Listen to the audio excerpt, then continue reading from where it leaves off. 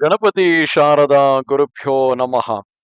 ವಸುದೇವ ಸುತಂ ದೇವಂ ಕಂಸಚಾಣೂರಮರ್ದನಂ ದೇವಕಿ ಪರಮಾನಂದಂ ಕೃಷ್ಣಂ ವಂದೇ ಜಗದ್ಗುರುಂ. ಶ್ರೋತೃಗಳಿಗೆ ಶ್ರೀ ಅಳಸಿಂಗರಾಚಾರ್ಯ ವಿರಚಿತ ಶ್ರೀ ವ್ಯಾಸ ಮಹರ್ಷಿ ಪ್ರಣೀತ ಶ್ರೀಮದ್ ಭಾಗವತದ ನವಮ ಸ್ಕಂದದಲ್ಲಿ ಶ್ರೀರಾಮ ವಂಶಾನುಕ್ರಮವು ಎಂಬ 12ನೆಯ ಅಧ್ಯಾಯಕ್ಕೆ ಸ್ವಾಗತ. ರಾಜೇಂದ್ರ ಶುಕಮುನಿಗಳು ಪರೀಕ್ಷಿತ್ ರಾಜೇಂದ್ರನನ್ನು ಕುರಿತು ಹೇಳುತ್ತಿರುವುದು: ರಾಜೇಂದ್ರ, ಕೇಳು, ಶ್ರೀರಾಮನಿಗೆ ಲವಕುಶರೆಂಬ ಪುತ್ರರಾದರಷ್ಟೇ. ಕುಶನ ಮಗನು ಅತಿಥಿ, ಅತಿಥಿಯಿಂದ ನಿಷಧನು ಹುಟ್ಟಿದನು. ಹಾಗೆಯೇ ನಿಷಧನಿಂದ ನಭನು, ಅವನಿಂದ ಪುಂಡರೀಕನು, ಅವನಿಂದ ಕ್ಷೇತ್ರಧನ್ವನು, ಅವನಿಂದ ದೇವಾನೀಕನು ಜನಿಸಿದರು. ಈ ದೇವಾನೀಕನಿಂದ ಅಹೀನನೆಂಬುವನು ಹುಟ್ಟಿದನು.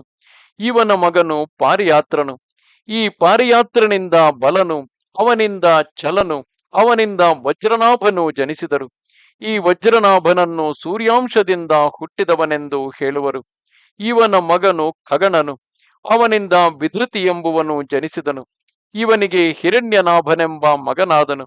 ಈ ಹಿರಣ್ಯನಾಭನೇ ಯೋಗಾಚಾರ್ಯನೆನಿಸಿಕೊಂಡ ಜೈಮಿನಿ ಮುನಿಗೆ ಶಿಷ್ಯನಾಗಿ ಯೋಗಶಾಸ್ತ್ರವನ್ನು ಅಭ್ಯಸಿಸಿ ಅಜ್ಞಾನ ನಿವಾರಕವಾದ ಆ ಆಧ್ಯಾತ್ಮ ವಿದ್ಯೆಯನ್ನು ಯಾಜ್ಞವಲ್ಕ್ಯನಿಗೆ ಉಪದೇಶಿಸಿದನು. ಈ ಹಿರಣ್ಯನಾಭನಿಂದ ಪುಷ್ಯನು, ಅವನಿಂದ ಧ್ರುವಸಂಧಿಯು, ಅವನಿಂದ ಸುದರ್ಶನನು, ಅವನಿಂದ ಅಗ್ನಿವರ್ಣನು, ಅಗ್ನಿವರ್ಣನಿಂದ ಶೀಘ್ರನು, ಇವನಿಂದ ಮರುತ್ತು ಜನಿಸಿದರು. ಈ ಮರುತ್ತೆಂಬುವನು ತನ್ನ ಯೋಗ ಬಲದಿಂದ ಮೃತ್ಯುವನ್ನು ಜಯಿಸಿ ಕಲಾಪವೆಂಬ ಗ್ರಾಮದಲ್ಲಿ ಈಗಲೂ ತಪೋನಿಷ್ಠನಾಗಿ ಕುಳಿತಿರುವನು. ಇವನು ನಷ್ಟವಾದ ಸೂರ್ಯವಂಶವನ್ನು ಮುಂದೆ ಕಲಿಯುಗದ ಕೊನೆಯಲ್ಲಿ ತಿರುಗಿ ತನ್ನ ಪುತ್ರ ಪೌತ್ರ ಪರಂಪರೆಯಾಗಿ ವೃದ್ಧಿಗೊಳಿಸುವನು. ಈ ಮರುತ್ತಿಗೆ ಪ್ರಸ್ನುವೆಂಬ ಮಗನಾದನು. ಅವನಿಂದ ಸಂಧಿ ಎಂಬ ಪುತ್ರನಾದನು.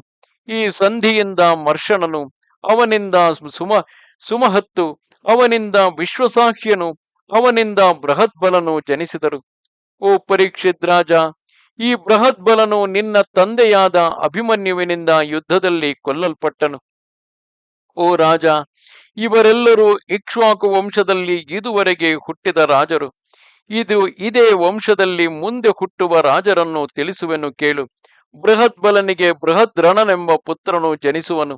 ಅವನಿಂದ ಉರುಕ್ಷತನು, ಆ ಉರುಕ್ಷತನಿಂದ ವತ್ಸಪ್ರೀತನು, ಅವನಿಂದ ಪ್ರತಿವ್ಯೋಮನು, ಅವನಿಂದ ಭಾನುವು, ಭಾನುವಿನಿಂದ ವಾಹಿನೀಪತಿ ಎಂಬ ನಾಮಾಂತರವುಳ್ಳ ದೇವಾಕನು, ಅವನಿಂದ ಸಹದೇವನು, ಅವನಿಂದ ಬೃಹದಶ್ವನು, ಅವನಿಂದ ಭಾನುಮಂತನು, ಅವನಿಂದ ಪ್ರತಿಪಾಶ್ವನು, ಅವನಿಂದ ಸುಪ್ರತೀಕನು ಜನಿಸುವರು. ಈ ಪ್ರತೀಕನ ಮಗನು ಮೇರುದೇವನು. ಅವನಿಂದ ಸುರಕ್ಷತ್ರನು, ಅವನಿಂದ ಋಕ್ಷಕನು, ಋಕ್ಷಕನಿಂದ ಅಂತರಿಕ್ಷನು, ಅವನಿಂದ ಸುತಪ್ತನು, ಅವನಿಂದ ಅಮಿತ್ರಜಿತ್ತು, ಅವನಿಂದ ಬೃಹದ್ವಾಜಿಯು, ಅವನಿಂದ ಬರ್ಹಿಯು, ಅವನಿಂದ ಧನಂಜಯನು, ಅವನಿಂದ ರಣಂಜಯನು, ಅವನಿಂದ ಸೃಂಜಯನು ಹುಟ್ಟುವರು. ಈ ಸೃಂಜಯನಿಗೆ ಶಾಕ್ಯನೆಂಬ ಮಗನಾಗುವನು. ಶಾಕ್ಯನಿಂದ ಶುದ್ಧೋಧನನು, ಅವನಿಂದ ಲಾಂಗಲನು, ಅವನಿಂದ ಪ್ರಸೇನಜಿತ್ತು, ಅವನಿಂದ ಕ್ಷುದ್ರಕನು, ಅವನಿಂದ ಕುಣಕನು, ಅವನಿಂದ ಸುರಥನು ಹುಟ್ಟುವರು. ಆ ಸುರಥನಿಗೆ ಸುಮಿತ್ರನೆಂಬ ಮಗನು ಜನಿಸುವನು. ಮುಂದೆ ಬೃಹದ್ಬಲನಿಂದ ಹುಟ್ಟುವ ಸೂರ್ಯವಂಶದ ರಾಜರಲ್ಲಿ ಇವನೇ ಕೊನೆಯವನು. ಕಲಿಯುಗದಲ್ಲಿ ಇಕ್ಷ್ವಾಕು ವಂಶವು ಈ ಸುಮಿತ್ರನವರೆಗೆ ಅನುಸ್ಯೂತವಾಗಿ ನಡೆದು ಬಂದು ಇಲ್ಲಿಗೆ ನಿಂತು ಹೋಗುವುದು. ಇದು 12ನೆಯ ಅಧ್ಯಾಯವು. ನಮಸ್ತೆ ಶಾರದೆ ದೇವಿ ಕಾಶ್ಮೀರ ಪುರವಾಸಿನಿ ತ್ವಾಮಹಂ ಪ್ರಾರ್ಥಯೇ ನಿತ್ಯಂ ವಿದ್ಯಾದಾನಂಚ ದೇಹಿಮೆ. ನಮಸ್ಕಾರ.